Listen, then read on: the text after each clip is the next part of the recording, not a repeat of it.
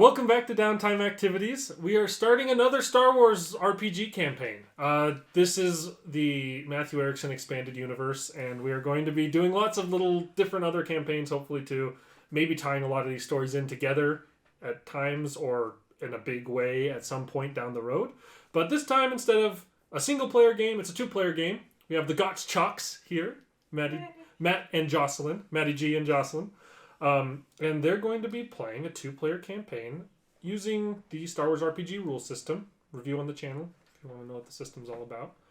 And to start with, we're going to be starting with you, Matt, and your character. Do you want to go ahead and just kind of introduce your name, species, is kind of a little description of what you look like? Yeah. So my character is Manus Spince. He is an Umbarian, which is like just a very pale human. They was from a planet that didn't have a lot of light, if I remember my lore correctly. He's very agile and cunning, very based around like stealth and deception. He is a force-sensitive character. Allegedly. He doesn't know that. He doesn't know that. He's just a first-level character. He doesn't know he has superpowers. And he's just a street rat hooligan who steals shit and is just a menace to society at this point. And we'll get to your character later. So, unfortunately for the start here, Jocelyn's going to be a little bored, but it's a secret tool. We're going to release it later. Manus, you were not born on this world, but this is where you are now. To start a brief description here, I actually have this open to make sure I speak somewhat correctly here. A well-known world in the core system. This is a scumbag Outer Rim sort of story, but our story starts in the core worlds, where respectable people live nearby to where you live. Kuat is a planet in the core worlds that's known primarily for its production of massive ships. Specifically, huge Imperial Star Destroyers. It's a pretty beautifully lush world that has a ring of technology around the outside of it that it's almost like Saturn's ring, except made of machinery. And so there's constantly the skeletal bodies of Star Destroyers being built above the planet. It is a massively impressive and also incredibly if you weren't already hopeless about the Empire, living underneath where their massive war machines are built really kind of drives home that there's no hope to beat these guys. You live not on this ring, but on the world below. As a core world, you kind of get to have a lot of the good parts of the core world sort of thing. A lot of ample resources and stuff around. You're not out on the rim trying to barely survive.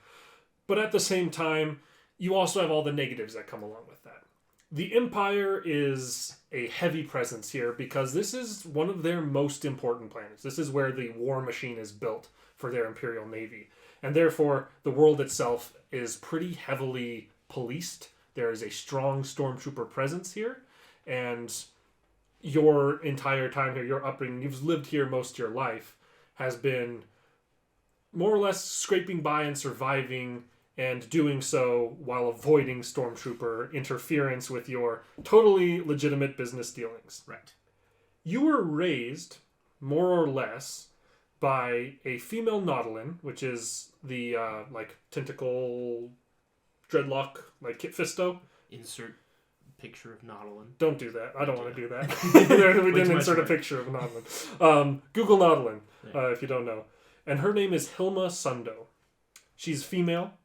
Nautolan. She lives on Kuat, and it's not exactly an orphanage because there's no funding to it. It's not like a legitimate orphanage, but she basically takes care of, and raises a lot of the street kids around Kuat. People whose parents died, disappeared because of the Empire, kids who just get dropped off and left and forgotten about, and you were one of these poor, helpless souls. She raised you, and when I say raised, I don't mean raised in the, wealthy family adopting a child from a country that's war-torn to give them a better life. She adopts you, she takes care of you, she's a very good person overall, but she adopts you and trained you from birth, more or less, how to rob and get away with it from the people who deserve to be robbed. Thanks, Mom. She basically runs a, child criminal network of people who are young to early adulthood who she has raised that help maintain kind of the nearby neighborhoods and keep themselves fed and taken care of. You've always felt like you got special treatment from her for some reason. She always seemed to like treat you like she seemed to be more caring towards you than she was to the average kid, which is saying a lot. She's quite caring to them. On one specific day, as you're hopeless looking up at the war machine that is the Empire that constantly hovers above you, you are out and about in the middle of the streets. It's a urban sprawl here. This isn't like this isn't the countryside or anything like that. This is a very established metropolitan area, and it's kind of just an average day for you. You're not the house that you like live in is the larger complex that Hilma maintains, but you're not there currently. You're on the streets. What are you doing? What are you up to? Scoping out a mark. I'm looking for somebody who's looks like they got a lot of money and left their wallet in their back pocket. Okay, go ahead and give me a easy perception. Yeah. It is during the day, so I'm gonna give you a setback die. Okay. Because you have your special eyes. My special eyes. So perception is cunning. So that would be I'll believe that is 3 of these. A setback is a black, right? Correct. And then easy. 1 advantage. You don't notice, so it's not a success or a failure, but there is an advantage. You're trying to find a mark, you don't notice a mark. What you do notice, though, is a decent-sized freighter kind of landing nearby. And it looks like the kind of medium-sized freighter that would be operated by somebody who would have a decent amount of money on their person and isn't like necessarily like a big shipping company. Like it's not a massive freighter. Like it's an independent contractor probably. Yeah. Somebody that could be a mark lands in a shipyard nearby. A lead, you might say. Mm-hmm. Okay, well, I know a plot hook when I see it. I'll go. I'll go lurk in some alley that has a view of it. Okay. Moving in there. Go ahead and give me a stealth. We'll call it average stealth. Okay, I am better. It's a pretty frequently trafficked area here, but. So I've got 1 of these, 2 of those, and a medium. Mm-hmm. Okay. Do I get a setback because of sunlight in this scenario? I'll say, since you're moving into the shipyard here, the shipyard's in this area, it's going to be like a huge circular building that has like a circle opening in the top, but you're like inside of walkways and stuff peering into it, so you're out of the direct sunlight here, and won't have the setback. Ooh. 3 success, 1 advantage. 3 success, 1 advantage. So you see that the ship has landed, and it's a decent... You know that this is... I mean, you may or may not know the make and model of this ship, but it's a pretty large freighter. It's an HT-2200 medium freighter, which means it kind of has like a core body to the ship and then 2 big arms that extend on either side that almost look like shipping crates. You can see that... What with being a shipping phrase? Sorry. Exactly. You can see, standing outside of it, what appears to be a human, you think? He has on kind of a, like, cavalry-style hat, like a brimmed hat that has one side, like, folded up. He's got a big set of spacer goggles on and a curled mustache. And standing next to him, there appears to be a robot a droid, who you can't exactly tell the model of. It's built somewhat like a protocol droid, but seems much more mobile than that. It has a blaster on its side, but it also seems like it has like what looks like a medical kit like strapped to the front of it. So it's like you can't tell, is this a protocol droid? Is this like a medical droid? Is this a defensive like police droid? But the 2 of them seem to be moving together, and they seem to be having a conversation with an individual who seems to be human who looks like they're like an Imperial Customs officer uniform who's having conversation after their landing here. Okay. The guy looks like he's got money. Definitely. All right. Well, I'm going to tail him. Okay. There's a brief conversation and exchange of... go ahead and give me another perception. Make this one... This will be a hard one. Okay. So to notice this exact interaction. 3, 1, 2, 3. 3 threat. 3 threat.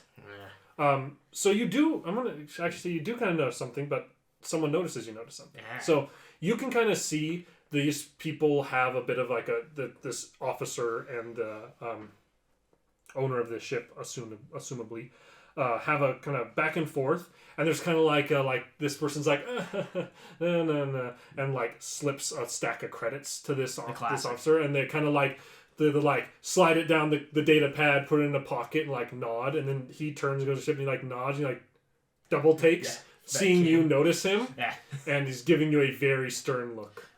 This is where I pull my nonchalant kid act. Mm-hmm. How old am I at this point? I'm just like... It's up to you. You're I mean... I'm going to say I'm a punk-ass teenager. Yeah. Like I'm old enough now that it's like...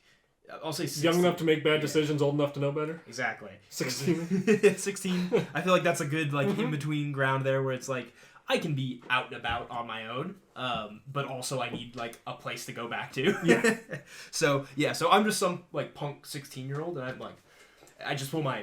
I didn't see it. I'm just going to walk over here. Go ahead and give me an average cool check. Yeah. Call it cool. Cool. Gotta play it cool. Make sure I don't have any points in that. I do not. It's a presence, so it'll be 1, 2, 1, 2. Roll. One threat. One threat. You guys are like... and this individual seems to like pull out a comm link looking at you and say something into it. And you can see that there is 2 stormtroopers somewhat nearby, and one kind of grabs the side of his helmet, and they both start looking in your direction. We are walking out the door. Okay. We are finding another place to lurk. Okay. Kind of yeah. book it out of there, and you can see, like, you kind of tuck and roll out and get out of that area, and you can see those 2 stormtroopers kind of wander that direction, but they don't seem, they're not like chasing you down. Right. They're just like, come throw out this hood rat. Yeah, they're just like, there's some punk kid hanging around here. He looks like trouble, and so they seem to just kind of keep you from exposing the corruption inherent in the system. Who would have thought if a fascist government has corruption? Doesn't make any sense to me. Who would ever thought? Anyway. Okay, so I'm going to like whatever door. I'm gonna just try to like hang a left into like the nearest like city block, so I can like kind of watch that doorway to see if the captain guy comes out. Okay. And then I can tail him from there. I've kind of lost a little bit, but I'm hoping that I can give him the circle. All right. You can. It's not going to make you roll for it. It's not a hard thing to notice. After a little bit of time, you see that gentleman and his droid walk through the kind of main walkway and into the city proper. Okay. I'm gonna try and tail him. My goal here is to still just try to like pickpocket him. Mm-hmm. So I'm going to try to like wait until he's like headed into like a market or like some like heavily populated place and give him the old like shoulder bump. Try and pick his pocket. It'll be so he's gonna have to kind of go through this kind of main square area that he seems like he's heading towards the area where like a lot of the cantinas and like he seems like he's going to probably get a drink and talk business with somebody. And you're able to kind of move into the crowd and bump into him. Go ahead and give me a skullduggery. And this will be an average skullduggery, but I am going to give you 2 setback die. Okay. 1 for the sun and 1 for unknown reasons to you. Gotcha. Hoo hoo hoo! 1 advantage and 1 triumph. 1 advantage, 1 triumph. So you, you're able to kind of.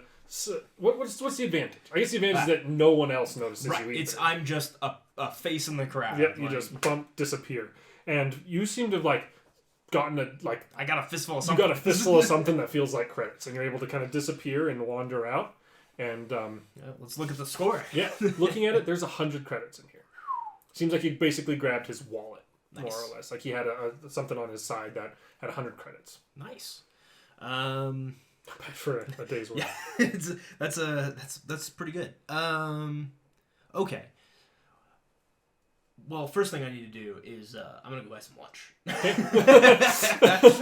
I'm going to my favorite diner. Like I've got money to burn. That's right. Because once again, the punk 16-year-old. You go to the malt shop. Yep. Punk 16-year-old just found $100, which I think is a pretty like good conversion rate to credits. Like, the credit to dollar is almost a 1-to-1, roughly. General. So a bunch of nerds have done the math, and roughly $1 equals a credit. We're not here to argue about inflation rates. Yeah, so I'm going down to the mall shop, whatever the closest, my favorite food place. It's a ramen shop. Ramen, of course. It's like a noodle shop. But the noodles are they're from an aquatic species that lives here. They're more tentacly. They're just very thin and don't have suction cups on. There you go. Gotta make it sci-fi something. And they also do have blue milk shakes. Of course. Yeah. Blue milk shakes. Yep. So blue milk shakes and a nice big bowl of noodles. And I'm chowing down. This is great. A good day's work. We're gonna call it. I'm going to I'm gonna do the classic. Whatever my normal take for a day is, bump it up a little bit, turn that into the boss, and hold on to the rest. You kind of come in. There's like a kind of you're expected to give some amount to like a community fund almost. And arriving back to the house, there's the kind of the usual comings and goings. There's a number of very young kids who tend to just wander the grounds of the house that aren't quite old enough to go start getting involved in crimes yet. And you can see that standing kind of almost like they look like they were waiting for you because they acknowledge you as you enter in. 5 stormtroopers. Just kidding. It is Hilma. Hilma is standing there. And, so she's a Nautilin. She's got kind of a bluish green tone to her skin. And her, tentacle dreadlocks are kind of tied up in a big knot on the top of her head, typically. And she's there, and standing next to her, you see an individual who's got, a large brown cloak on with the hood up. Glancing at them, he seems to be human. Go and give me a perception check. Sounds like they're a sketchy dude. We'll call it easy with a setback die. Gotcha. Almost like his robes conceal him or something. We were talking about this before the game. Perception is cunning. I'll get used to these. Yeah. 1, 2, 3, and easy with a setback. Are we in light here? You're inside the building, so you're good. Yeah. No additional setbacks. Success and advantage. This individual looks human-like. You can kind of somewhat covered by this. Look at the face. There is some markings on the face, and you're actually able, with the success and the advantage, you're able to tell that on the front row of his head, he's got small little horns. You think he's probably a Zabrak, Darth Maul, but not super evil painted face Darth Maul. Gotcha. His skin is normal kind of tannish skin color with it. They just have some facial markings. Okay. And a face I'll remember later. Oh, and let's actually really quickly, while I have a moment, all 3 of us roll a force die. Oh, a force die. Got to do that at the start of this. So we'll just roll 2 here. So if you're gonna roll one yep. over there. Perfect DM roll. 2 dark side. 2 light side, 2 dark side. Okay, that's a lot of. We got a lot of force going on right now. So we've got a total of 4 dark and 2 light. As Erickson can do some mean things to us. But the more I'm mean to you, the more you get to be mean back. It's true. Perfectly balanced as all things should. Our roll was perfectly Yours balanced. was. That's true. Okay. So, yes, the force suddenly is very strong in this area. And beyond that, you don't really, that Hilma has pretty regularly said, may the force be with you to people, and that kind of stuff, and you're just weird, hokey old religion, the force isn't that what those weird space wizards who betrayed the galaxy used to use or whatever? Yeah. You don't really know about that stuff. She seems into it, but you don't really know. She's into it. She puts the roof over my head. That's fine. Yeah. It's like that grandma that rants to you about her political or religious beliefs, and you're like, you gave birth to my mom, so I'll sit, and you make really good cookies, so I'll sit here and I'll acknowledge you. It's exactly that. Exactly that. However, being in this, when this individual notices you and looks over at you, you don't know what the force is, but you do feel a strange connection to this person, and they seem to immediately take she isn't oh, there he is or anything like that. He immediately takes note of you. I don't like that. Mm-hmm. And she kind of beckons you over. All right, I'll walk over. And she says, "Hey, boss, what's up?" Manus, good to see you. You have a good day? Average take, but that's how it goes. Sometimes that is how it goes. Says, this is an old friend of mine named Zadra. And he kind of bows his head and reaches a hand to shake yours. I'll shake his hand. Okay. I'm in the core worlds. I'm a distinguished gentleman. That's right. Nothing to see here. When he kind of like reaches his hand out to shake yours, because you are who you are, you like immediately kind of case up and down to like see what's on his person. Mm-hmm. And it kind of parts his cloak to do that. And you can see that on his side, he has some sort of strange handle sitting there. It appears to be like, to describe it in what you know it as, is it looks like a regular, like, kind of generic lightsaber hilt, but built around the outside of it to make it, like, large and have a curve to it is some sort of, like, bone that's, like, inlaid and set around it. And it's hanging on the side of his hip as he shakes your hand. Okay. Noted for future reference. There's a button on it. You're like, is this one of those laser swords I've heard stories about? Because it looks like one of those laser swords I've heard It's a stories cool laser sword. Once again, as a 16-year-old, I don't think you can meet a 16-year-old who doesn't think a laser sword is cool. And this one has, like, bone inlay, which as a 16-year-old male of a species is, like, premium. Hell yeah. Yes. Hell yeah. Rad as hell. So, with that, and he introduces himself. He says that his name is, she introduces him as Zadra. He says, Zadra Cledro, I have heard a lot about you from Helma. I give her the... She just smiles and says, nothing to worry about, Zadra is a friend. And I don't know how to put this other than bluntly, but you're going to be going with him. Time out. Going with him, like, on a job? Or, like, forever? We're getting you... going with him to start your new life. And to give you a chance at something much more than being a street rat on a shipbuilding planet surrounded by Imperials. Hey, I like being a street rat. I mean, if it's a street rat someplace else, I guess that wouldn't be too bad. But maybe Zadra kind of smirks and shakes his head and says, there are very few streets where we're going to be going for some time. What about rats? You'd have to dig pretty deep into the snow to find them, I think. Ooh. Snow? What's snow? I've never heard of snow. To avoid any... as she said, it's hard to speak about this apart from bluntly. I represent someone who is seeking to find people like you, gifted young people like you, who have a connection to the Force. I'm sure you've heard of the Jedi before. Sure. I'm sure you've heard lots of different things. Legend, rumor, myth, and oftentimes hateful speech and lie. The truth is this. They are an order of people who want to do right by the galaxy, and they are nearing extinction. Not shocking. He again smiles and nods and says, unfortunately, this galaxy doesn't seem to take too kindly to the likes of well-intentioned people anymore. My master is hidden away on a planet that I will be taking you to, and he hopes to train you in these ancient ways and try and maintain that which is nearly lost. You got food? Roof over my head? Food, yes. There will be shelter.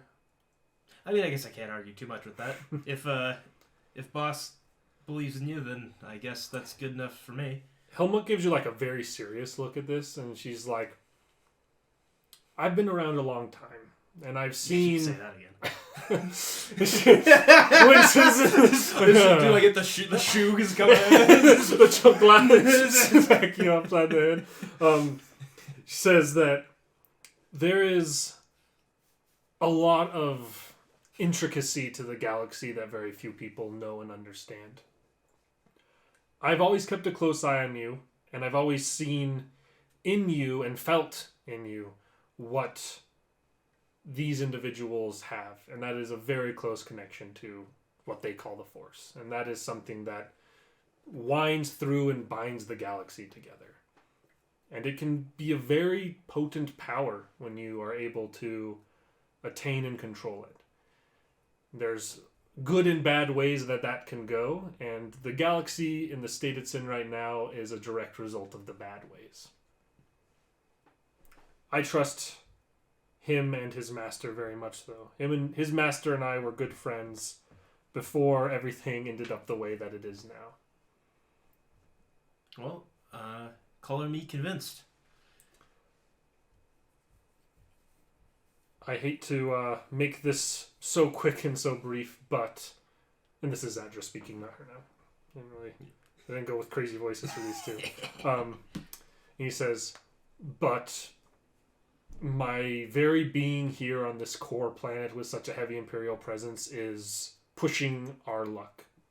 And so the sooner you can gather your belongings, we'll have to get to my ship and get off world as soon as possible. All right, I'll grab my my sack of blaster pistol and let's see what it was a blaster pistol. Those handcuffs. Handcuffs. Someone put you in and you ran away wearing, so now you own. Yep, my blaster pistol and my handcuffs. And my whole world. Listen, that blaster pistol is expensive. I didn't buy it, but it was expensive. Whoever I stole it from spent good money on it. It's high quality. Look at this thing. Look at this. So, I like the idea that Sato doesn't is surprised that I have a blaster pistol under in my. It's like, where'd you get that? Right, so they're like, you're like foster kids just being like, okay, let me get my gun. You're like, you have a gun and handcuffs. All right, sounds good. Awesome.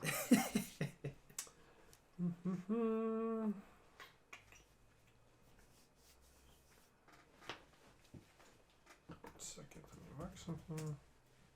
Is that a good street rat? Mm-hmm. Man, I got $100. Heck yeah. And now you're from somewhere you're not going to get to spend it. Anyway, so you gather your things. Zadra's kind of waiting by the door, and Hilma kind of comes up to you right before you're supposed to be kind of walking away and following him. And she kind of, again, very stern, direct look. She's usually a pretty jovial person. She's like, this shit matters. Listen, you punk kid. Says that, I trust who you're going with. They will train you in their ways. They will do everything they can to do right by you and to form you into somebody who can make a real difference in this world. All I ask of you is that no matter what anyone says or teaches you about the Force, I may not be able to move objects with my mind, but I'm in touch with it enough that I can tell you the Force is in everything and in all of us. And follow your gut. Because everyone will tell you what you should do and what you should believe and what you should think. But if you're truly following the Force, then you are doing what your gut's telling you to do.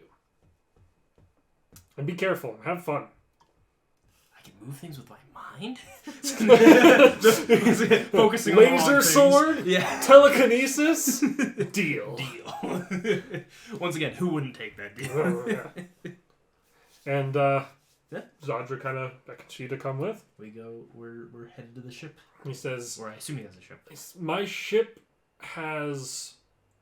It has a fucking parking sticker on it. Yeah. My ship is not parked in any of the regular hangar bays.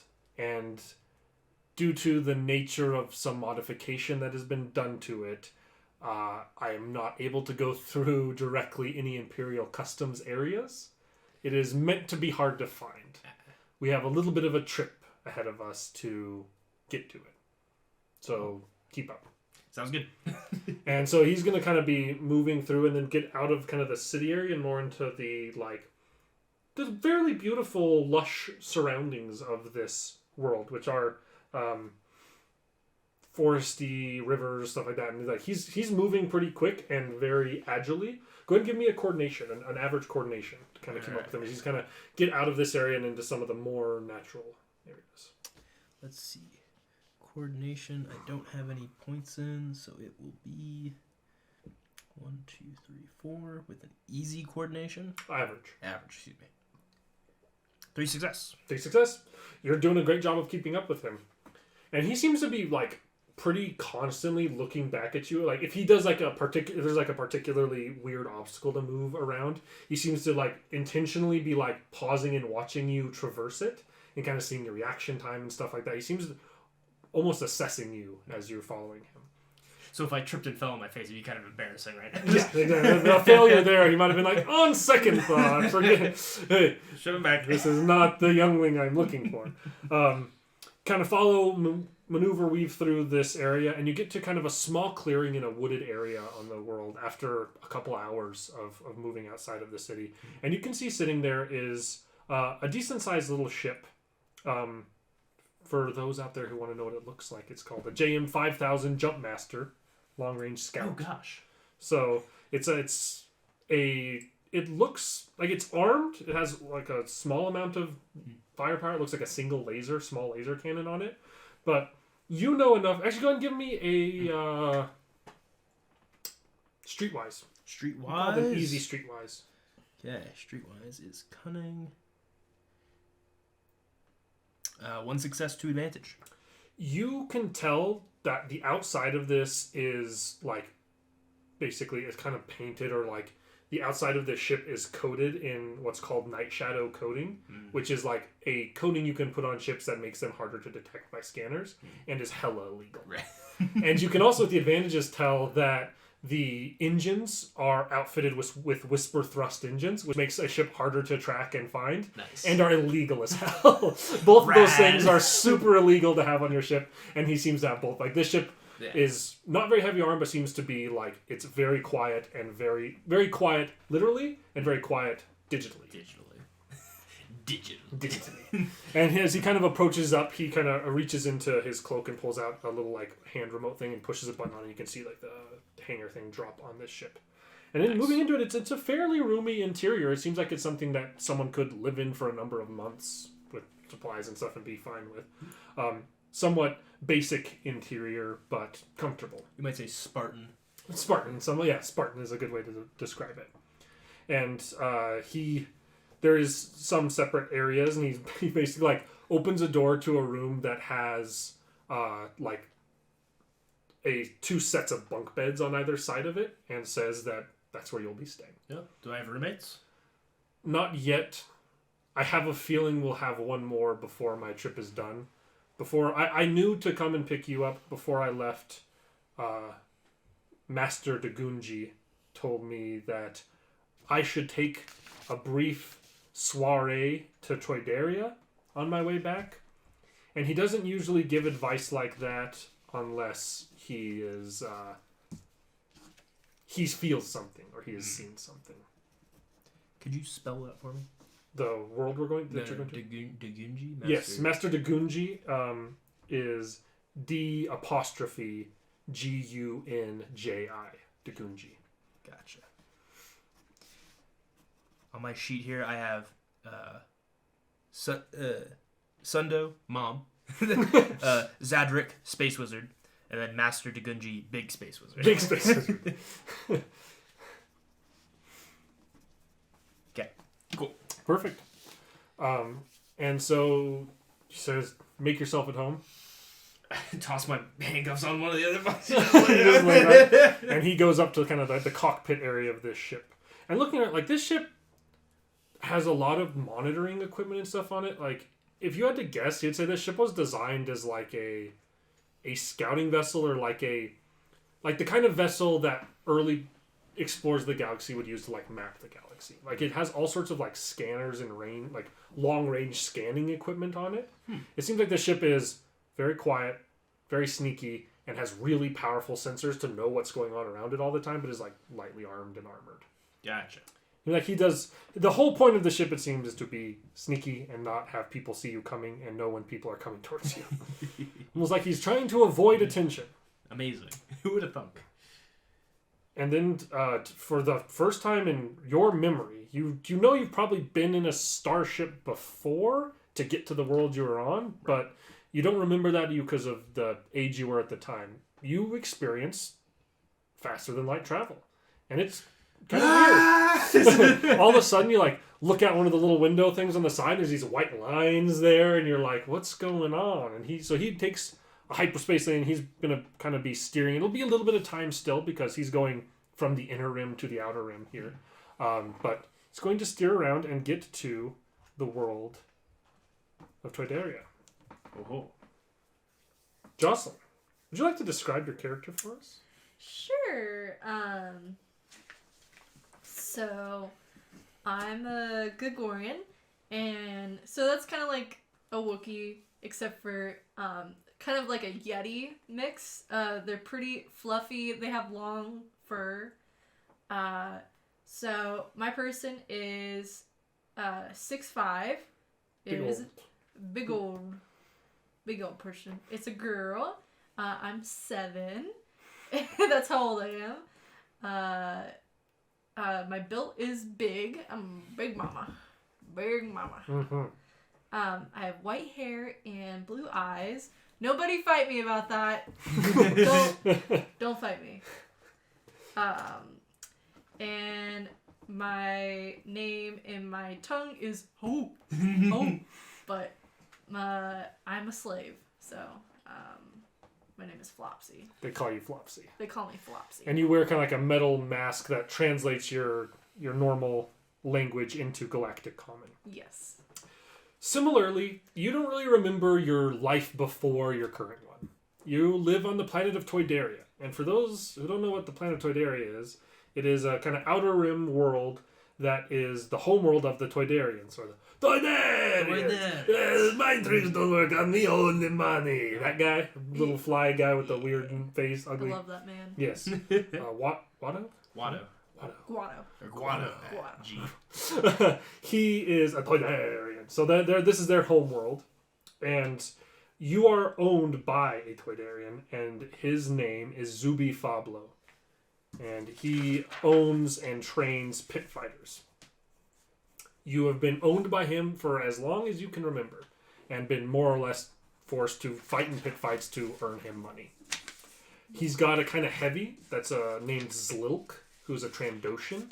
Trandoshans are those like lizard people, like Bosk, if you know him from the lore and stuff like that. Like they're big reptilian lizard people. And so he's this kind of fat, ugly little fly guy, Zubi is, but Zlilk, his right-hand man, is usually carrying like a blaster rifle, he's like the security detail for this guy. And he's kind of nasty. He's like the people that control our government. Oh, lizard man, exactly. He also is very good at changing batteries in birds. That's one of his special talents. Lightning speed. And you know that like you were probably captured and brought in by Trandoshans, by his species. They're pretty regularly slavers, especially for like harder to capture species because they're bastards. They're bastards and they're weird. Can we say that on YouTube? I don't know. No, we've said worse, and we will continue to do so. It's been more than 10 minutes, right? Yeah. That's the joke about the algorithm, I guess. I think it might be policy. It's not in the first 10 minutes? Yeah, or like first minute even. First minute, yeah. Right. We're well past the first 10, so we're fine. Good. Everyone, say a cuss word really loud. 1, 2, Piss. Piss. My ears. My virgin ears. And just like many of your days, today is no different. You wake up in a room would be a friendly word for it. Holding cell is probably more accurate. It's a room, but the door doesn't open until someone opens it from the outside for you. Mm-hmm.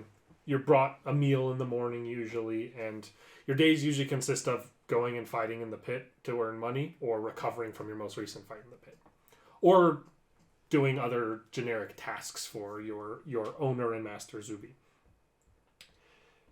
You know that today is another fight day, and that you have another brawl kind of coming up, and that this particular one is a pit fight that Zubi is like putting on, like he's kind of running it, and it's a pit fight in a very literal sense. Like there is a actual pit in the ground. There's people on because unlike the Empire, the Toydarians care about safety. There is a guardrail around the outside of the pit that people are constantly, like, you see leaning on and, like, throwing credits back and forth and betting on and stuff like that.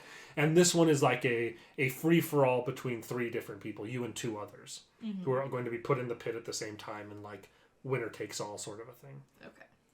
And you know that this one is also to the death. And is, like, typically they're not to the death because that's expensive to replace property with people have slaves fighting in it. But this one is. And today's the day that you have that fight. Damn, what'd you do to piss him off? You know that he always speaks very nicely to you until he has any reason not to. Then he talks down to you and treats you like trash. Because you know that's really how Zuby sees you, and that he is a disgusting, deplorable alien. When I scumbag. don't understand the task because I'm not the smartest. I mean, you were taken from your family at a very young age and lived a life of servitude. You didn't have a chance to become book learned. But you did have a chance to get big and strong and beat the tar. And that's what you do best. And that's what you do best. And on this particular day, that is what is expected of you. And unless you have anything to say about that, we're going to kind of be fast forwarding to that fight. I'm just gonna wish my pet rock and my cell good luck. Hope I don't die and hope I can see you. You're gonna wish him good luck? The rock good luck? Shouldn't he wish you good luck? He can't talk. Silly me. Once again, I've been absolutely had. big dumb polar bear. Just spent your whole life in a cage. This is brutal. Despite all your rage, you are still just a Gregorian in a cage. All right. So, moving forward, like there's kind of the whole day. You're brought like a nicer meal than usual. Like, you know, extra carbs. Got to get you ready for the big fight, carb load. And you're gonna be brought out to the pit, and it's the usual kind of procession. So like you're let out. You're not on. You don't have any handcuffs on or anything like that. But Zlilk is there and has a rifle and is behind you most of the time. And make sure I don't run away. make sure you don't run away. Make sure you don't try and hurt anybody that you're not paid to hurt, or not that you're not owned to hurt. Anyway, I don't get paid. You guys are getting paid? Zilk is the one that gets you from your room and brings you to the pit. It seems like Zuby Fablo is already there and is like taking betting himself, and is already a part of this big thing. Yeah. And you can see kind of out in this open area, there is the other 2 fighters already already stepped down into the pit. One appears to be a Wookiee, and a pretty nasty looking one. Big, furry dude with like all his fur kind of tied in dreads across his head and back, and also wears a pair of brass knuckles. And across on the other side, you can see a Weequay, which is those like kind of brown, wrinkly skinned people. And he's got no hair. He's shaved bald, but he seems like he's very scarred up. It's hard to tell what's scarred and what's wrinkled with kind of the way their faces look. But he's a pretty big bruiser-looking guy as well. And both of them are down the pit. You can see people kind of up above their areas that seem to both be like talking down to them, both literally and figuratively, who are probably their owners or sponsors. Be like, you better win, you piece of shit. Yeah, something along those lines, basically. So it's Make me money, Bampa 3-way Kudu. fight? It is. It's a 3-way free-for-all to the death. With 3 pretty burly-looking folks. At this, we're going to cut to 2 other individuals who are in the crowd of this fight. A individual in a strange brown robe and a punk kid standing next to him. I put 50 on the big white one. Okay. But, like, so Zadra said, like, basically... Zadra said that he was told to come here by his master, and that he has a feeling this is where that you guys need to be. And he seems pretty intent on watching the fight. And you don't seem to be, like, he's not paying close attention to you. So if you wanted to slip away and place a bet on something, you 100% could. Rad. It's the classic, I'm not really into death fights, so, but you know what I do have? 100 credits burning, like 98 credits burning a hole in my pocket. So, so you're gonna put 50. I'm gonna put 50 on the polar bear. Okay, with that 50 on the polar bear, you think there seems to be that the Wookiee is the favorite for this fight. Seems like he's won quite a few recently, and so you'll be able to double your money if you win. So you'll be able to get 50 back. Nice. To give you those odds. And it wasn't my money to begin with, so who cares if I lose it? As I'm in the corner, I'm just gonna be like, just kind of twiddling my thumbs. I'm very shy. Oh. I'm a very shy person. No, I'm gonna feel Flopsy, bad. no. I'm gonna feel bad Yeah, pretending to punch you through somebody else. You're gonna feel bad until she one-shots one of them. Like, until it's just like, so that's like 2 triumphs. I rip his head off. And I find a nice little rock to like. I love rocks. I find a nice little rock and I'm just. There's like, definitely some rocks in here. And there's kind of like your good friend Zuby kind of goes, takes out his like collar amp. He has like a little thing built into his collar that you can press a button and speak into, and it amplifies his voice. Mm-hmm. And he does the classic. He sounds just like Guado or whatever his name is, the hovering little bastard. Like the a fight 3 ways to the death. Place your bets, earn money, and he announces you as Flopsy, and the people all kind of like know you around here from other pit fights, and so there's not as much snickers as there usually is when new crowds see you. I feel immediately terrible that I just put $50 On on Flopsy. Flopsy. I know you see me down there like You just do, the little Wookiees man. announced as like Krazar the Destroyer, Right. and the Weequay is announced as Fez the Inexorable, and then Flopsy is announced Flopsy the Iron Fist or something, whatever they call you. Flopsy White Fist. There you go. Flopsy White Fist. And but Flopsy, Wait. you're like, oh god, I chose Flopsy. No wonder they gave me these odds. And the fight commences. There's like a literal like ding ding bell, and I'm going to have you roll me a vigilance for your initiative. so vigilance is a will check. Okay. So your will is 3. Pretty good. So 1, 2, 3. And it's just a straight roll. Straight roll, not up against anything. 1 success, 2 advantage. Okay, so right off the bat, the Weequay throws just a wide runs up and throws a wild Hail Mary punch at the Wookiee. Seems like he sees that as the biggest threat and is trying to like take him out right at the beginning. And that'll be that.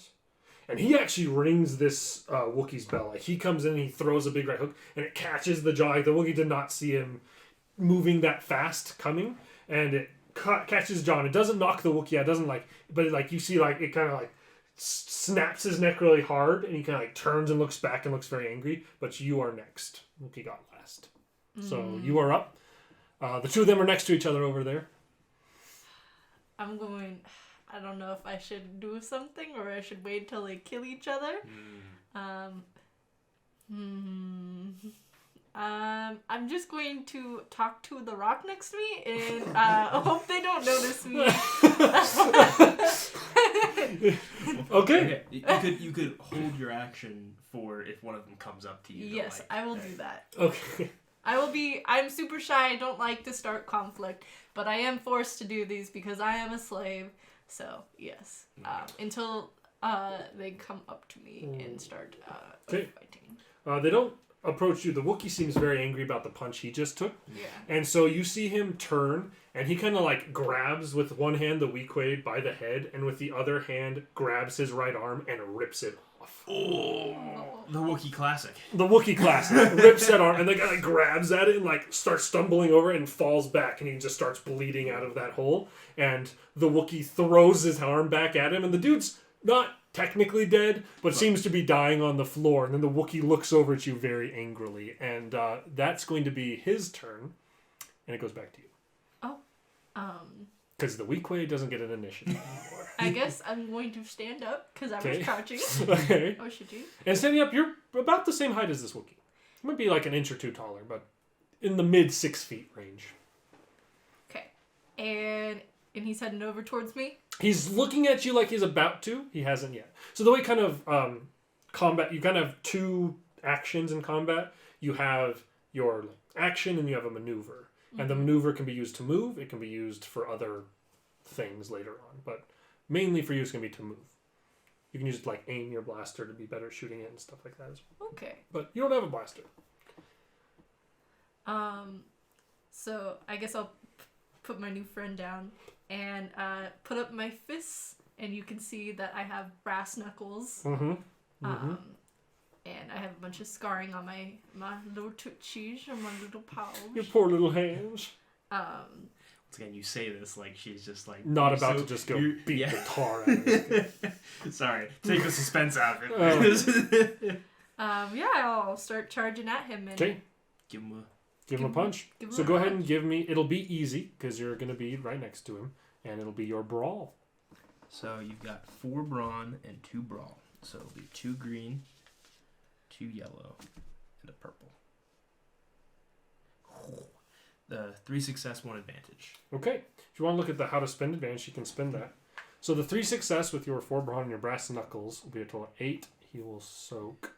So So you swing a big hit, you clock it, you like kind of swing a punch, and he brings an arm up to kind of block his head, and you hit his arm, and there's a loud like smack noise, but it doesn't like take him out right there or anything like that. Okay. It's a good hit though. Definitely deals some damage.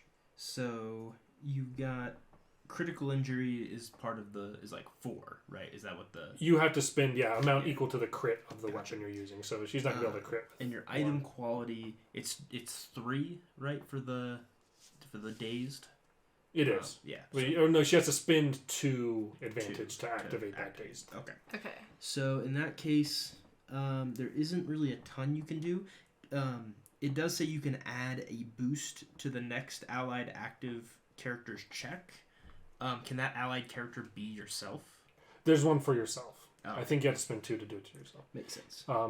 Could I just save that, or do I have to spend it? Yeah, you have to spend It's it. just, so I mean, you can there just isn't really anything. You can notice something important in the thing or about your attacker. I'll do like a- that then. okay. Okay. You notice that he does not have brass knuckles. He's just using his bare hands. Oh. His bare hands. in His this bare case. hands. And I just rolled his in attack, so he's gonna swing back at you, Okay. and he actually got 1 failure Oh. and 5 advantages. So, with that, yeah, that's There you go. Right, check that. Ooh, you did a lot of damage though. 3 success plus your 4 brawn. That's 8 damage. Pretty good. gain a melee defense. So basically, add 2. Okay.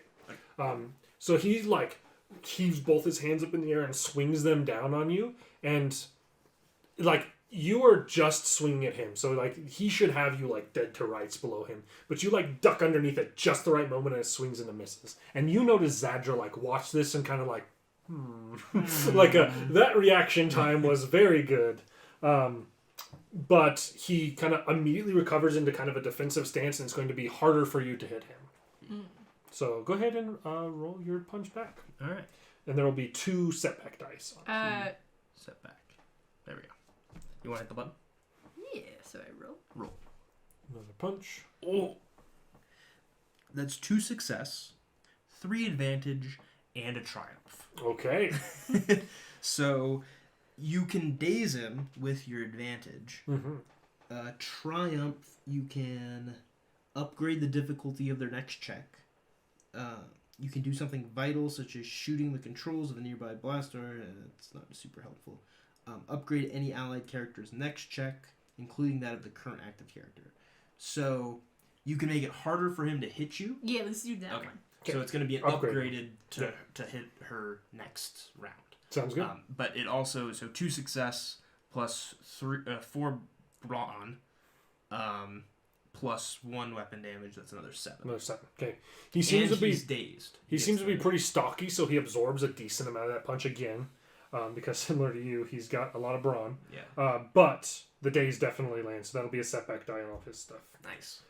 He is going to be swinging back at you, which will now be a red because it got upgraded, and a setback die because he is dazed, which will be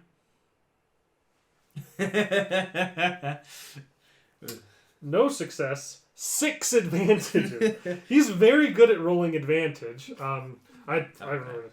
He's going to be harder to hit again next round, and he'll upgrade himself too with the blue. So he not like again. He has a big swinging punch coming at you, and you like narrowly avoid it with reflexes that seem to people outside, especially for your size, supernaturally fast.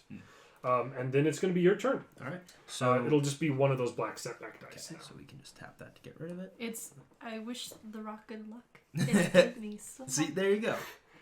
Okay. That is actually from like a force perspective, like I don't know, feeling a connection to like nature. The Like, rock? I mean, yeah. The There. force is in everything. 1 success, 3 advantage. So that'll be 6 damage, Okay. And with the and she can stun him again with Yeah. the disruption. Okay, so that'll like reset that timer, so it'll be 3 more turns with it. You hit, and it's enough to kind of daze him, but that one did not seem to actually damage him. It seems like he Okay. has a soak of 6, and he's able to absorb all of that hit. And he is going to swing back at you. This is not upgraded anymore, but he still has the stun on it. And you know what? I'm gonna go ahead and spin one of these Ooh. oh no. and upgrade Alright. it for another big whamma jamma coming Big at you. whamma jamma. Ooh, yeah, it is. Okay, so that will be before your soak 9 damage. 9 damage. Okay. And So 1 you advantage, which you soak, won't spend on nothing. and so soak is brawn plus your armor. Plus your armor. So that's 5. So you'll take 4 wounds. I think her armor, she has a +2 soak. Oh, for plus her 2. armor. So 3 wounds then. So yeah, so you'll be down to 13. Which is still more than a lot of starting characters. Yeah, that's still more than my HP. Okay, so does she still have a setback die? From what? She had a setback die from his advantages. Oh, that was the yeah. No, you already. He didn't get enough advantages this So time to you do can something drop like that. again. and then you get rolled again. Roll. 1 success, 2 advantage. So you can give yourself a boost for next turn if you wanted to. There, That'd be a let's good do that. Okay, so we'll add a boost there for your next one. Still has a But setback no die. damage. And yeah, he's still stunned. So Mhm. cool. So he has another disorient, so he still has a setback die. He used his advantage to give himself a blue this round. Make it harder. A failure and 6 advantages again. This is the most advantage without succeeding. Like he is.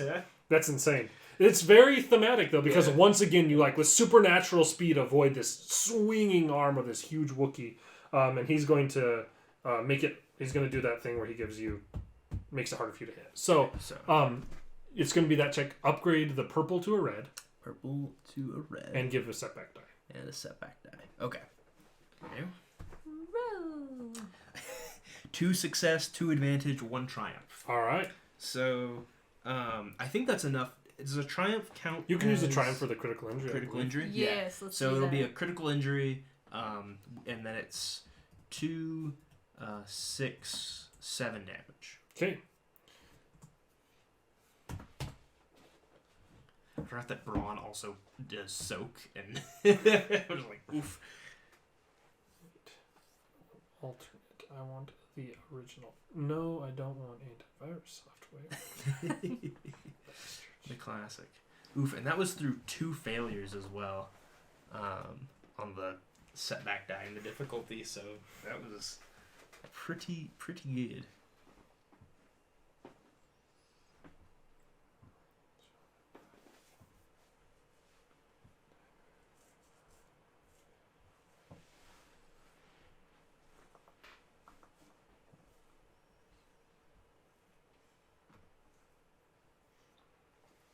So if you wanted to read through this as well, so you can do a bunch of things with like triumph and advantage.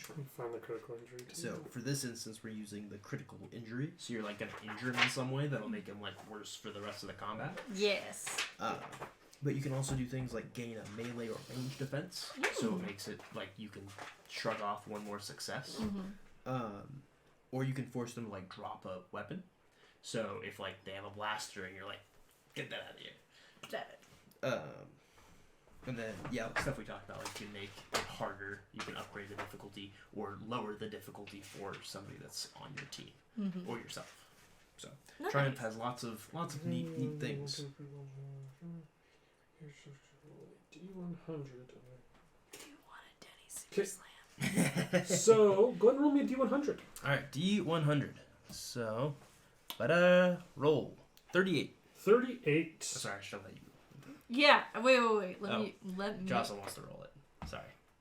Okay, you roll. 3. He suffers 1 strain. Nah. That's what you get for being. No, you're fine. Okay. Hey, could have Makes been it 100. Could have been 100. Could have been. So that doesn't really do you much good because he's probably not going to get knocked unconscious with it. So it just the hit really hits. That's another one. So that'll put him to that. And then he's going to swing it back at you. He is going to have that only. Did you give him any setbacks? You critically injured, and he still has a setback die from being disoriented. But that's okay. Only for being disoriented. Jesus, I can't make this up. Look at this.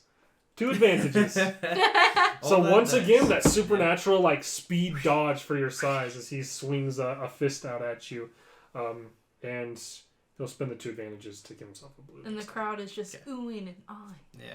All right. You gotta roll. That's 3 success, 1 advantage. So, set 8 damage. 8. So 2. And with 1 advantage, you can't really do Much anything. relevant So, for melee attack. yeah. Okay. Okay. But so with the class thing we were talking about later, you can lower your critical threshold. I'm so sorry I clapped Oh. when I did that. I was like, enough. We'll talk about that later. Sorry. So he hits you. 3 success, but 1 threat. So if you want to spend a threat, you have 1 threat to spend. I don't know what all you can spend that on. So you can... They can suffer another strain, or... 3 success. 4, Yeah. Basically, 7. you can You suffer another strain. Okay. I mean, hey, It'll game build up. inches. Game inches. Uh, It'll be 7. damage. 7. So you have a soak of 6, so you'll take Just 1. And this is a real knockdown, A real drag slog fest. You guys are both burly and wearing thick enough gear that, like, the punches, it's hard to make a huge dent. But then it's your turn after that. Alright, so you can just roll again. Oh. So that is 5 success, but 2 threat. Well, the 2 threat are everybody around you is threatened by you. As how do you kill this Wookiee? That is enough. You had 2 wounds left, so that is GG for the Wookiee. Or do you kill the Wookiee? So I am going to punch him in the face. Okay. And kind of like he is just bloodied up. Mm-hmm. Like there's some dent right there. It is like skull maybe not be there at that point where You punch him in the face so hard that it like caves his face in. Yeah. Basically. Oof. Finally, it's The like old his back and haymaker. forth. It's like catching blows, and it's like both of you are. You're not as much as him. Is very blooded up because you've been dodging all these hits, and then you just send 1 haymaker, and there's just this loud crunch as it connects with his face, and this Wookiee kind of grabs at it as he stumbles over. You dead hear on a the ground. quiet woohoo. There's a lot of woohoos. There's a lot more. Oh shit! I should There's a lot have of bet on booing. flops. a lot of booing. And there's booing. There's not really booing, but there's disappointment. people who are frustrated that they didn't bet on you. Because they're like, this Wookiee's been tearing people's arms off. Why would we not bet on him? Yeah. He's doing the Wookiee thing. Do the Wookiee thing. Thanks for the 50 gold, suckers. And I'm going to grab the rock that I was talking to, and I'm like, new friend. Hello. Okay. Aw, I like you have like it's a rock collection, but it's not like how you would imagine a rock. It's literally just a collection of rocks. Like that's They're adorable. just normal rocks. That's adorable. They're rocks that I keep seeing the daylight when I go into these fights, and I'm like, and then take it back with me. Use up a little sucker. That's very cute. You kind Covered in of there's blood. some cheers, there's some shits, and there's a ugly Trandoshan ready to take you back to your house, your room. Okay. And he'll gather you up after this. They'll help get you up out of the pit, and then you'll walk back. There's some people like cursing your name as you walk by, and some people like coming over and like patting you on the shoulders as you walk by, like you made me lots of money, and you get kind of walked back through the crowd to the room to recover, and they will bring you a kind of like a servant droid that runs in the house of your owner. Will bring you some blue milk and some womp rat meat to eat. Nice. My favorite. Womp rat meat. And yeah, there's the Fallout, and you get your payout, so you'll get to add 50 additional. With my new rock friend, I'm going to make them talk to each other, and I'm going to be like, I'll give you Just- some practice. I'll give you Playing some. action figures with your rocks. You put them next to each other, and you like scoot them closer where they bump against each other, and you're like, let me give you some privacy. And then I'm in the We're having a corner moment. just like... Oh my goodness. You are the most adorable, terrifying creature in the galaxy. And awesome.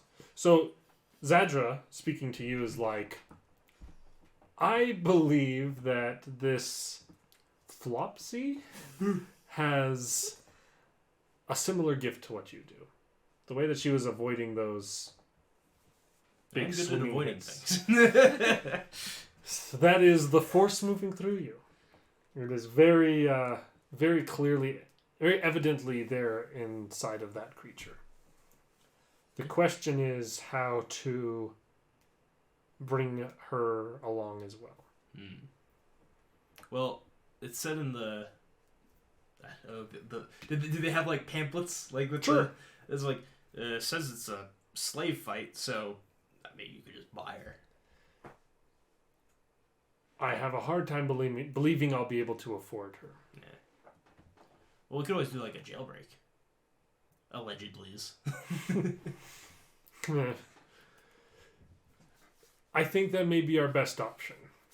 Oh, I boy. find, just like anybody with any morality or reason, find slavery to be a horrific act that is, and should be illegal.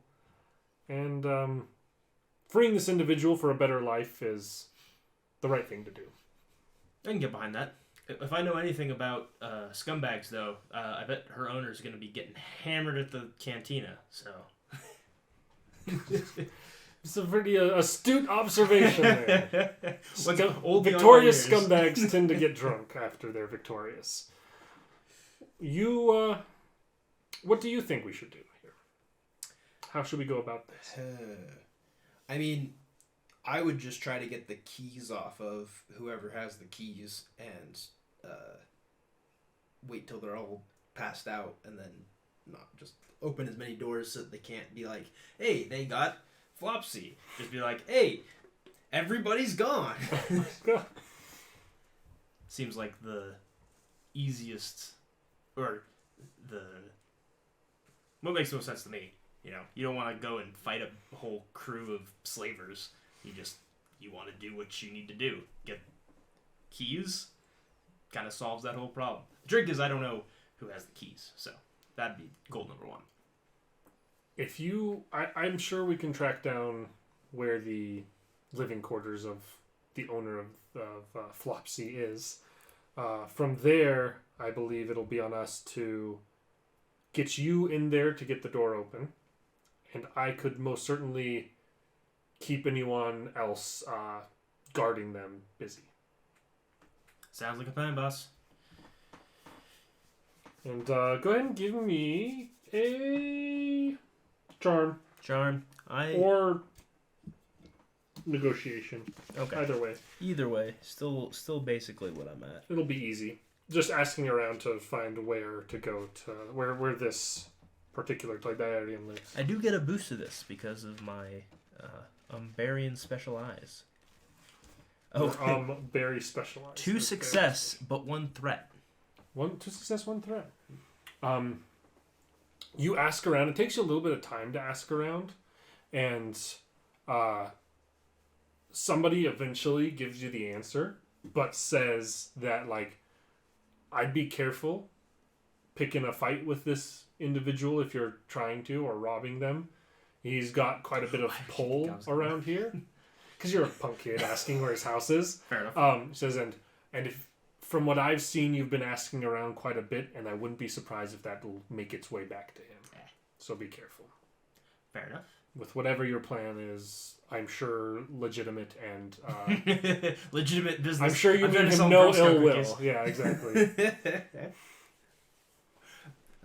Thanks, To bud. sell him popcorn. Yeah, sell popcorn. I'm with the Boy Scouts of America and I'm shouting popcorn. Get Alright. out of here. We only accept cookies. Facts. Facts. Okay, well, Boy Scout popcorn. mission. Girl Scout cookies. My brother was a Boy Scout, so I had a ton of popcorn in my pantry as a child. And I was like, ooh, popcorn. All right, well, mission accomplished. I'll report back, Okay. And yeah, if he's not out at the bar, like, my thought would be to get close enough to him that I can just snag the key off of him. But I know where his house is, so I guess if I need to like pick a lock, I can do that. And when you come back to like the meeting spot you arranged with Zadra, you can see that he's got like a land speeder there that he did not have before. Oh, nice. So is this like a legitimate purchase, or? So say a friend let me borrow it. Ah, my favorite. We're gonna get along. All right. Zadra seems to be a very reasonable and realistic Jedi, more than an idealistic one. That's fair. Hang on. There's a piece of equipment that I don't know if I'll have time to get, but I'm flush with cash, and I just realized that I don't have one. It's a lockpick set. Let's see, where does this table live? Dang you. It's holding everything up. Tool belt, utility belt. Oh, I know it's in here. I just saw it. Disguise kick. Oh, electronic lock breaker is 1,000, which I assume is what I would need. There isn't like a lockpick set. As far as like picking a mundane lock, we can say that you have the ability to do that. Yeah. The like electronic lock breakers and stuff like that, they would be for like, I think they aid in your computer's checks to hack that kind of stuff. They make them easier or give you advantages on them or whatever. Okay. So you could still attempt the checks without that equipment. Gotcha. I'll kind of like, if we're like kind of standing outside, I want to kind of like look at the door and see if it looks like it would be like just a mundane lock that I could try to pick. It looks like it would probably have to be a computer's check to get it open. Gotcha. Not my specialty, but you know, I could make it work possibly. It doesn't look like a particularly nice or high quality fancy. Like, it's probably not like, super difficult to hack that system, but and you don't even know if it's locked. That's true. You do see out front there is a droid that does hold a weapon and a blaster in its hands. Seems like it's probably like some sort of security bot. Okay. Well. And this was all just like, would you like? Do you think this is the time to go for this? What time of day is it? Evening. I think we should. The sun's going down. I think we should wait a couple hours, keep an eye out, and see if the boss man like walks out, and maybe try and figure out how many bad guys we've got walking around. Okay. So you kind of case the joint for a little while until nightfall. You don't see anyone else come or go at first. Then it doesn't seem like there's like a patrol because it's a droid, so it doesn't really need to be take shifts or anything like that as much. And it kind of just stays stationed there. And then as it gets decently into the night, you can see a like nicer looking, like almost like taxi speeder pull up, and the Toydarian comes out of that and goes up to the door and opens it and goes inside by himself. Oh, goes inside the house. Yes. So he's coming back from the bars. He's coming back from some. Well, that's annoying. that's less than ideal. Okay. Zadra's like, I can certainly get the robot's attention for enough time to let you get inside. Okay. To at least get up to the door. Well, I guess that's the play. Let's give it a shot. So he like kind of parks the speeder backwards nearby to make a quick escape. Yep. And he kind of walks over near the house and like pantomimes like he's peeing on the side of the house. Nice. And the robot, like the droid, kind of notices and turns over and is like, cease. And like moves towards him, and he kind of like, she's like, you're not the boss of me. It's not a good, like, he's pretending to be drunk, but he's clearly not very good at acting. But the bot seems to have been like, has its back to you and seems to have taken note of him. We're gonna give it the old computer's check. So we'll go one of the clear.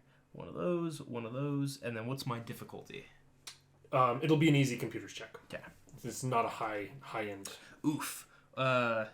1 failure, but 2 advantage. What does that mean? The door is locked, but I noticed that there's like a window on the side, and I'm gonna try to either break that or like see if there's like a lock on the window. Okay. You kind of move over, and you can see that it is a like energy window when you get close to it, and you think you could probably go through it, but it might not feel very good. Well, I'm not here to feel good, so yeah, I'm gonna try to like just jam my way through. Go ahead and just roll me a resilience. Resilience. Okay. We'll call it a average resilience. Did I have any bonuses to resilience? I don't. It's a brawn check, so we'll go 1, 2, average. 1 threat. 1 threat, no success or failure? Nope. Okay, you take 3 strain. Okay. And it, like, warping through this thing. It's not like... There are blast, like, energy doors that are meant to just walk cleanly through. There are some that are meant to, like, eviscerate anything that goes through it. This one's meant to, like, keep bugs and stuff out, so diving through it is not fun. It's like forcing your fist through like those like electric bug zappers. Yeah. Like it hurts, like, but ow. it's not. It doesn't kill you. I'm not gonna go to the hospital. Um, Okay, cool. I'm inside. You're inside. I'm Inside this room, you can see that it's like a room adjacent to the hallway that door is probably in, and it seems to be a kitchen. Okay. I'm just No gonna. one's in there at the moment. Yeah, thank God. Mm-hmm. I can say I looked through the window before I decided to dive through it. But I'm also 16, so who knows? I'm gonna just try to creep through the house and look for like cells or like wherever cells would be, maybe a basement. Roll me a stealth. Okay, skullduggery or stealth, not skullduggery. There is a difference, but not for me. It'll be an average stealth.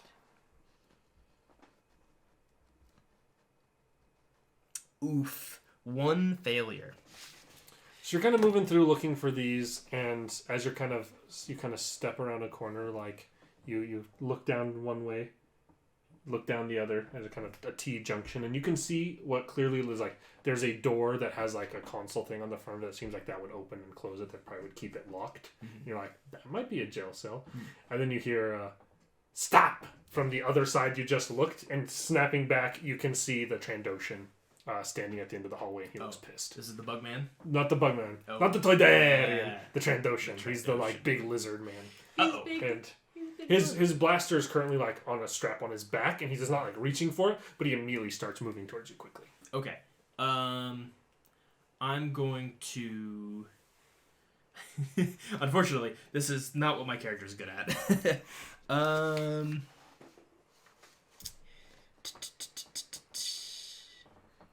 Skullduggery, computers, deception. Alright, I'm going to make just a Hail Mary.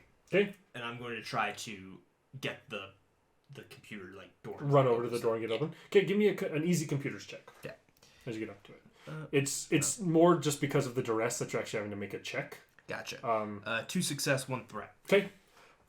The threat is that this guy's coming. He knows for sure that he wants to kill you now. And you actually, as you like click that, you can see he's reaching back for the blaster, seeing that you dive for the door there. You're sitting there and you're like slowly scooting the rocks back and forth. We've progressed. Okay, well, what's happening? Okay. Tell me what's happening in there. So they're on their first date. I am the waiter, and so I am taking their order and just like, and then it's like romantic. The special tonight is a fine blue milk from Naboo. I have some of my milk, and I like take a little bit and just like. It's heartbreaking. It's cute, but as it's so the door heartbreaking. swings open behind you, and you kind of turn to see some punk kid who looks very frantic. I'm like, come on, Flopsy, we're out of here. I get up. That's gonna be cools. Yeah, That's gonna be cools from everybody. Okay, so I'll go first. Luckily, hopefully. who you're up against, not a whole lot of presence. Okay. Roll 2 success, and then your presence is also 2, so you can roll that. And did you take any points in cool? Are you yes, cool? I did. You did. Okay, so then instead of those, you've got that. Ooh, 2 success, 2 advantage. You first. You can hear like footsteps moving towards this, and you hear the voice that you recognize as Slilk coming up, and you step in front of the kid, and you can see the Trandoshan approaching and pulling his blaster rifle off of his back. So I'm going to run before he does that and try to like punch him. Okay, you run up and try and hit him. Okay, Yeah. he's just kind of scrambling for the blaster as you run up, and so go ahead, the maneuver to move up to him, and then give me a melee attack. So you've got A brawl. bop, bop, bop, bop against that. And he is Ooh. this. So that's 2 success, 3 advantage. All right. So do you want to try to stun him with your... Yeah. Okay, so he'll take the discombobulated... I assume she sells Okay. brass knuckles? Yeah, I always Yeah, have you one. always have one. So- They Because take I them from you. only play with my rocks and fight. That's literally all they let you do. So yeah, so he'll be stunned or the whatever. What's the discombobulated. damage total?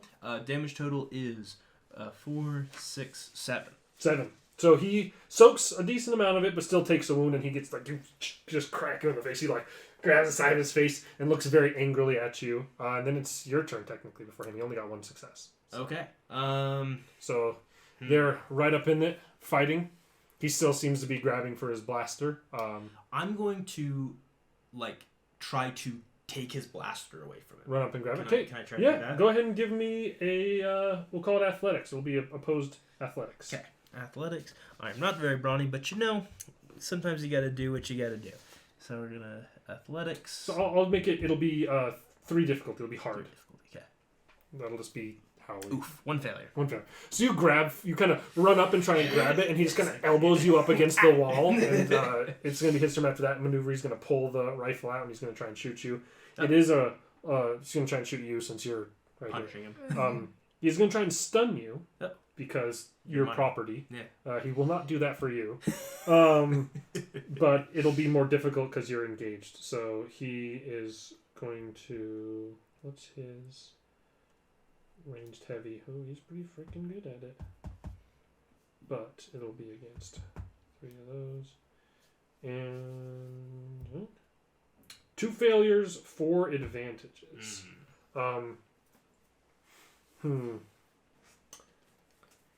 He's going to upgrade the difficulty of your next attack. Mm-hmm. And also his blast is loud enough you think it clearly would have woken people up.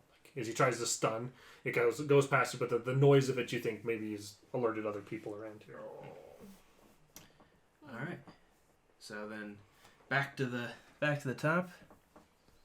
You've got so that'll be your. It's a red now. Mm-hmm. So that'll be your attack if you want to punch him. If there's something else you want to do, but I'm going to punch him. That's the best I Yep. know. That's what I know. 2 success, 1 advantage, 1 triumph. Okay. So I would recommend the critical injury table. Yeah. And then the How much damage is that going to be? 7. 3. Okay. Got it. Cool. So then, yeah, And then critical go injury. ahead and roll a D100. Yep. So Wait. yep, and you hit roll. Roll 41. Like Good how job. it says summary. Oh, I guess we should do that with the microphone. Right. No high five. So sorry. Just not too close. Just not too close.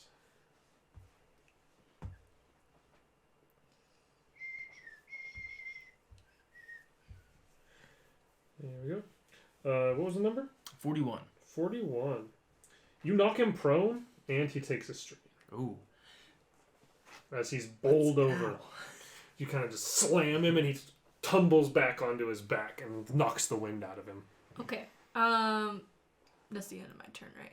Oh, you have your maneuver still, technically, if you I'm want to gonna move. grab the boy. Okay, you grab the boy. Ah! I grab him on the top of my shoulder. We're getting out of here. Okay, you start running for it. I'll say grabbing him can be an incidental. He's a small boy. You're a big furry thing, and you're gonna get a shot at you on your way out. That's going to be a little easier shot for him because you're not engaged anymore. Dink, dink, dink, dink, dink, because he's disoriented.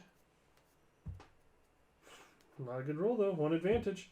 No. Another stun blast. You seem to get just out of range of the stun setting as he blasts at you on his turn. And then I assume you're just running for it. I'm just running for it. We're just going. You book it in the. You're able to get down the hall and out the door. Is, but I'm saving his life. The door. You're on her shoulder, and then are you wanting to do anything, or are you just letting her carry out of it? I mean, if I don't have a shot at the guy, I'm just You could try and like pull your blaster and shoot while she carries you. It might be kind of tricky too. I'm going to just have my blaster out. I'm gonna draw and take the aim. So that'll be on like if you have your blaster drawn, Mhm. then you don't have to draw it with your maneuver, and you can aim with your maneuver instead. On your Okay, then next I'll turn. just have it out in You'll case get it he out. tries to Okay. keep going. You guys make it out of the front door. As you're running in, you can hear some movement and stuff throughout the house. You get to the front door. You see the droid kind of toppled over on the side of the door. Looks like he's been destroyed in some way. And there is the speeder is backed up next to the door. I give you like a slap on the shoulder and like point towards the Okay, and then I'm just gonna, speeder. and I'm just like, is there anyone on it, or is it? There's someone in the driver's seat. Okay, I'm just gonna hop in it with the boy still on my shoulder, All right. and then I'm just gonna be like, oh, oh. Okay, so you kind of you slide in, jump into the passenger seat with this boy kind of over your shoulder. You kind of maybe let him fall off your shoulder to do this, and then speeding away, there's a speeder with a Jedi in the driver's seat, a Yeti in the passenger seat, and the kind of swinging legs of a kid in the back seat as this thing floors it away, and you hear yelling in Galactic Common in Zlilk's voice from behind, and you hear blaster fire, but it seems to be too far away to be anything effectual, and you guys floor it out of there. All right, successful hooliganism. Successful hooliganism. And then he's gonna kind of just speed straight to the ship and have you guys like load in right away and get out. And he's gonna say, "I'll explain everything after we get out of atmosphere. Hop in. I'm just grateful that you took me away from that hellhole. No one deserves to live a life like that." And you guys all hop in. Ruby. Hop in the ship, and he's just running in, and it's closing behind you. He doesn't like point out your room to you or anything because he's getting into that thing, and the ship's taking off. Yeah. You buckle in. And as this ship kind of breaks atmosphere out of the Toydaria, that's where we'll call the first episode All right. of this. So we can kind of take a little break here. We might be wearing the exact same clothes in the next episode. Who knows? But this is where we're going Josh and I to will switch shirts. Jocelyn's going to be wearing all three of the shirts, and him and I are going to be shirtless in the next one. It's going to be real weird. Just get crazy with You it. gotta tape up your pecs so they look like boobies. Yeah, exactly. Do that. We'll both be wearing only bras. Right. And that is the first episode.